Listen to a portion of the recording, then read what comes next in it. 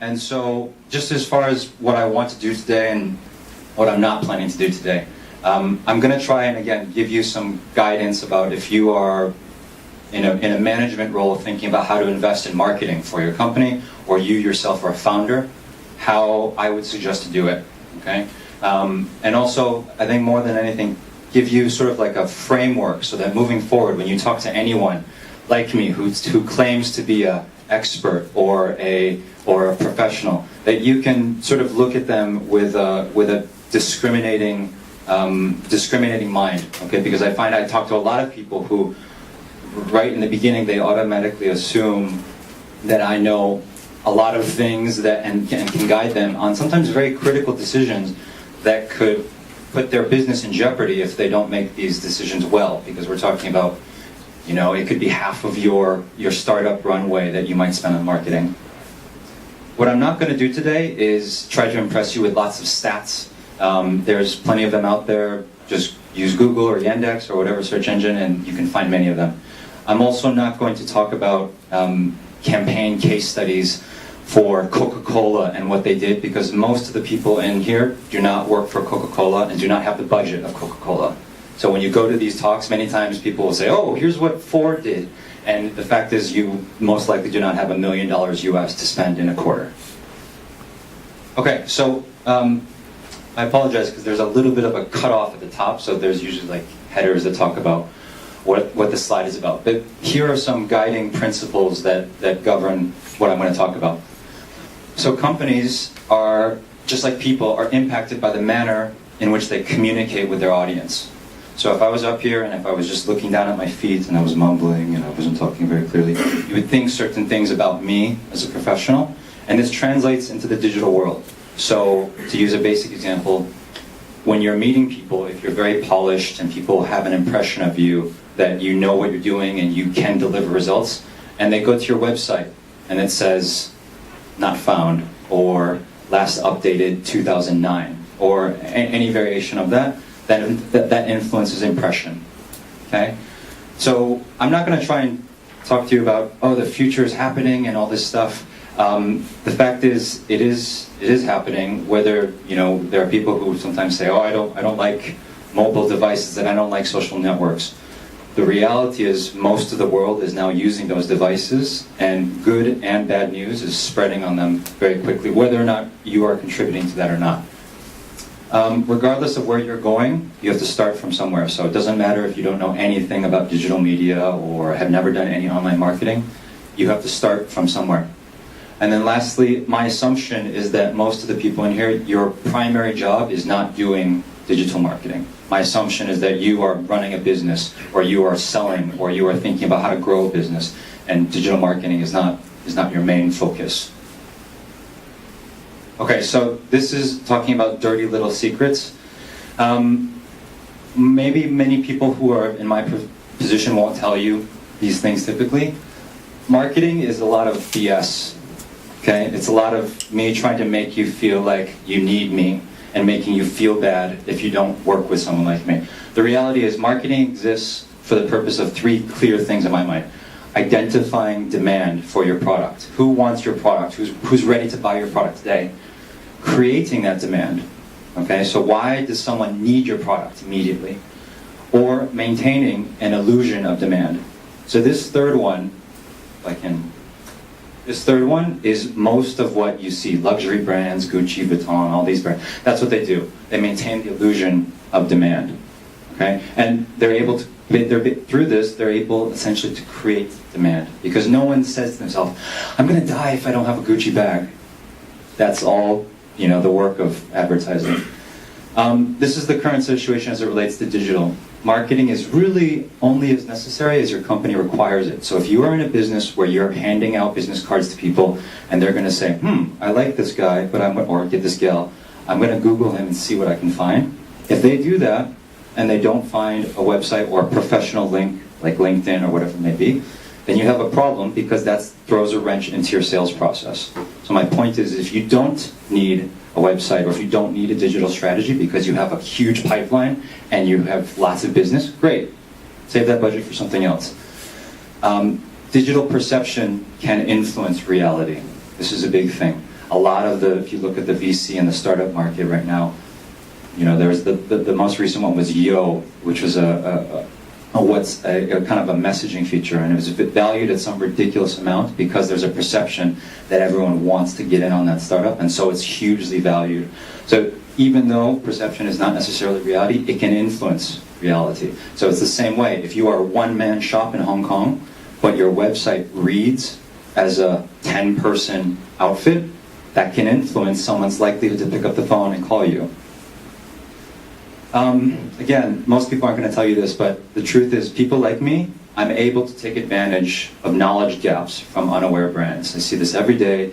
I go to meet companies and they say, we're talking to you because we hired a digital expert 1 year ago, and he was here for a year, and he didn't do anything, so now we need someone else.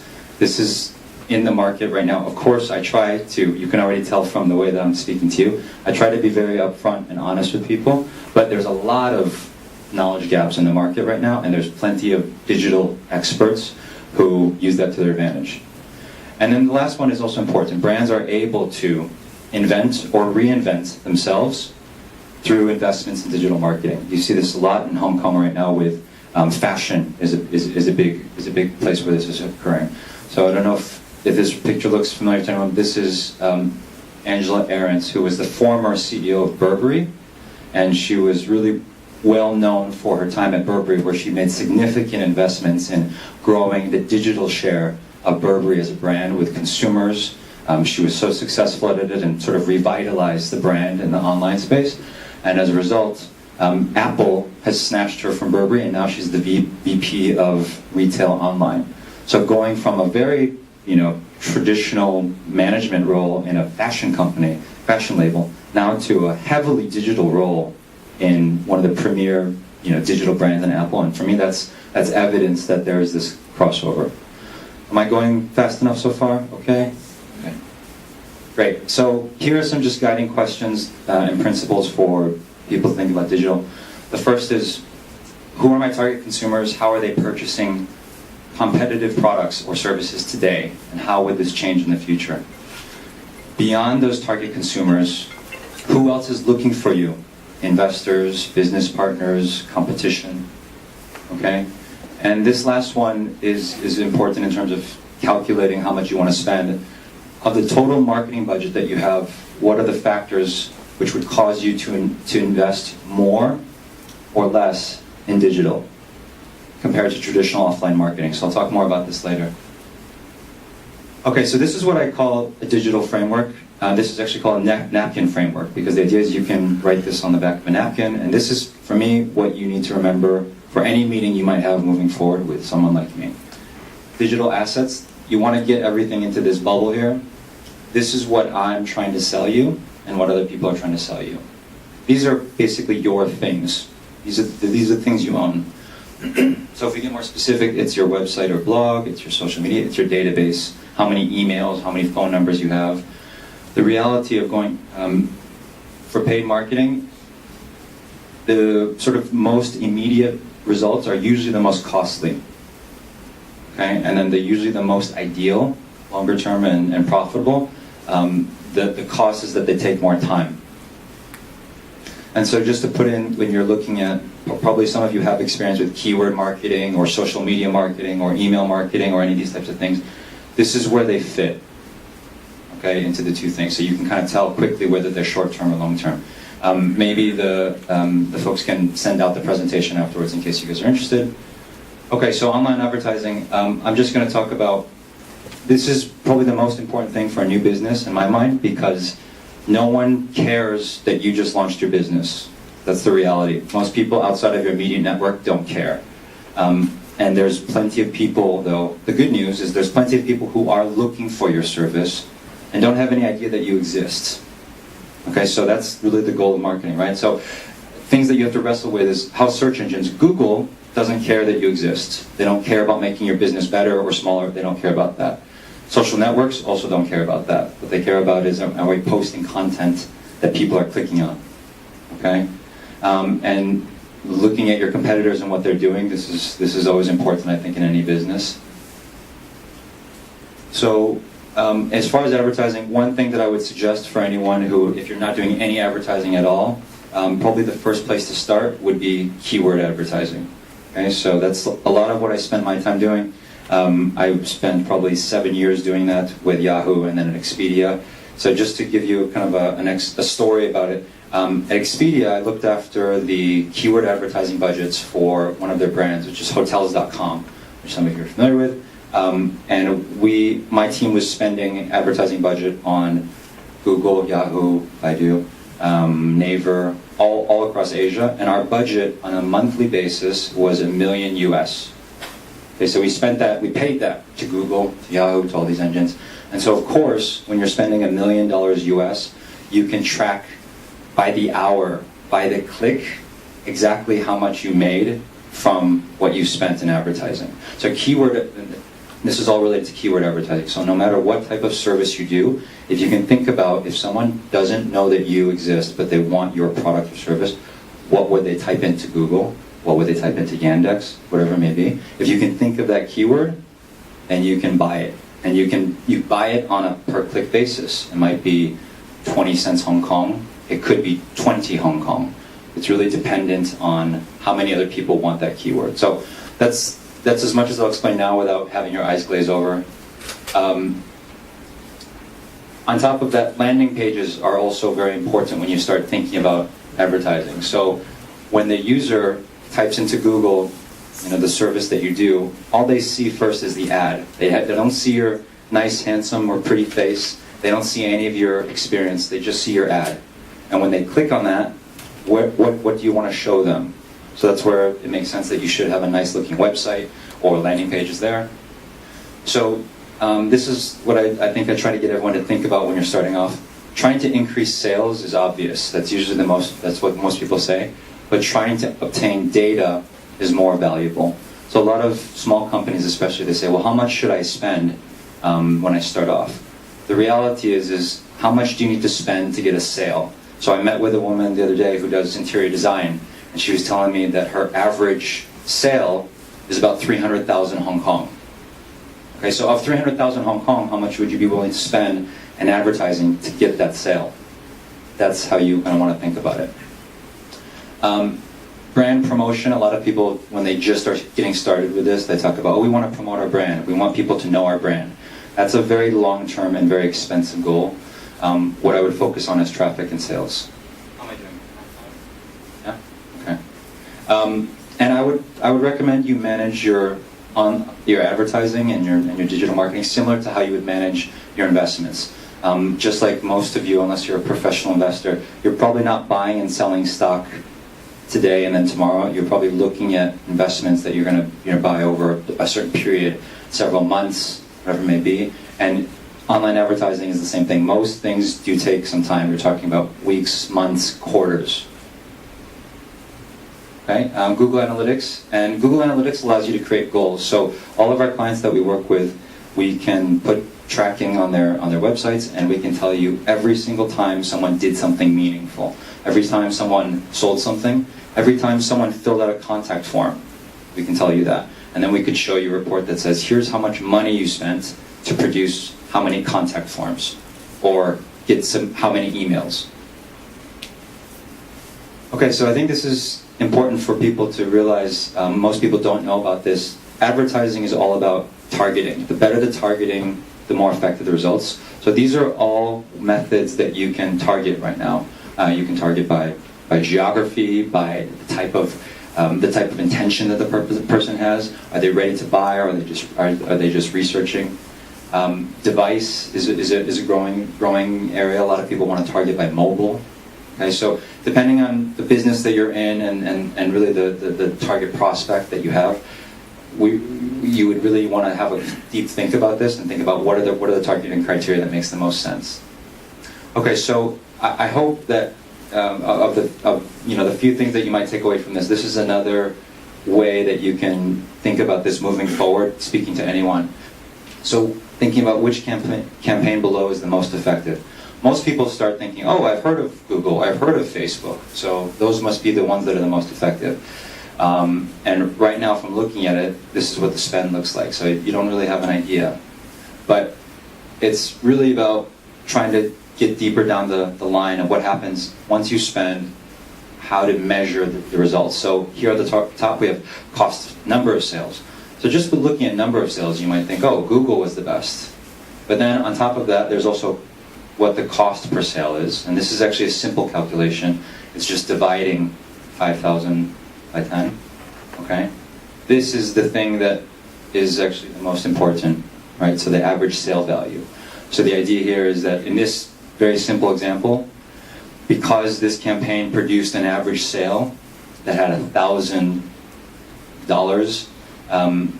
this is actually, relatively speaking, a more effective campaign than the others.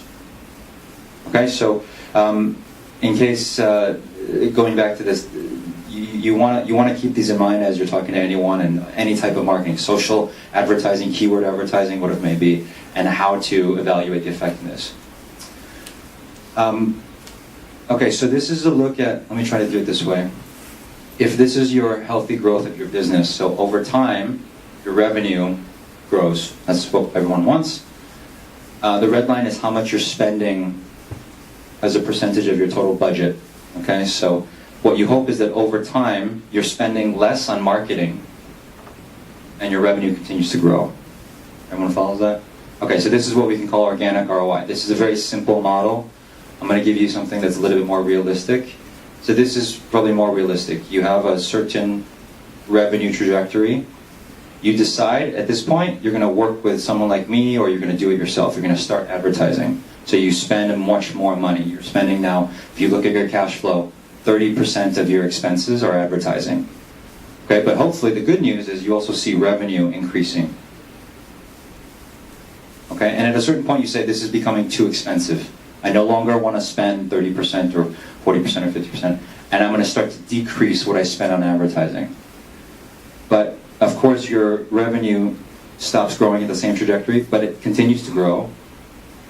And then as you even bring this down even more, your growth holds. And the point is the line that you've reached, the revenue target that you've reached, okay, was much higher than what it would have been without any advertising. So this is the heaviest chart that I'm going to show you. I know it's probably before lunch difficult for you guys to take this in, but this is quite important, and this is actually the most important thing for any type of digital marketing that you do. Any other new social network, new website, new technology, those things come and go. This is how to grow a business using marketing. Okay, so as far as thinking about what is right for your brand, if you're going to spend less than 10,000 Hong Kong per month, I suggest that you do it yourself.